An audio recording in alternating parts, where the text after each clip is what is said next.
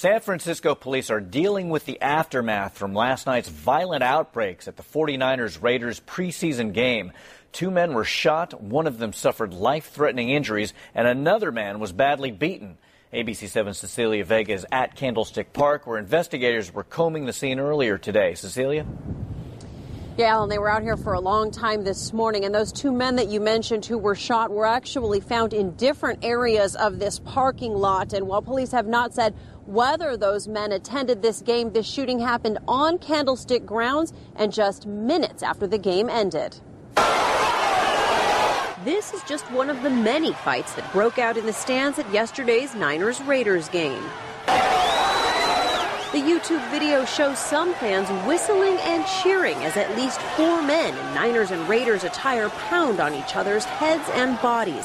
And it didn't end there. In the bathroom during the fourth quarter, a 26-year-old San Rafael man was beaten and knocked unconscious. He was rushed to the hospital and is in serious condition. We did run into a guy later that These 2 tourists also caught a different third quarter brawl.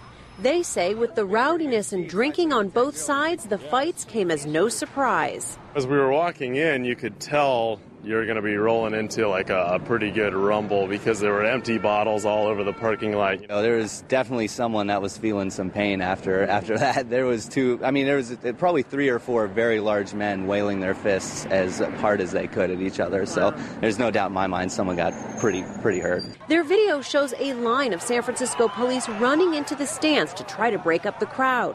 Officers, who these out-of-towners say seemed to take too long to respond. It took a long time for the cops to get there. A day later, police were back out at Candlestick, this time searching the parking lot for clues. It is the same location where right after the game ended, a man was shot in the stomach. He's now in the hospital with life-threatening injuries.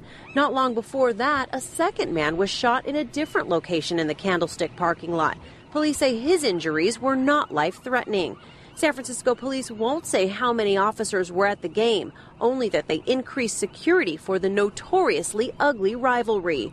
And while the 49ers have remained tight-lipped, the Raiders issued a statement saying, "The incidents at last night's game are not acceptable to the Raiders or to any NFL team, and our thoughts are with all affected."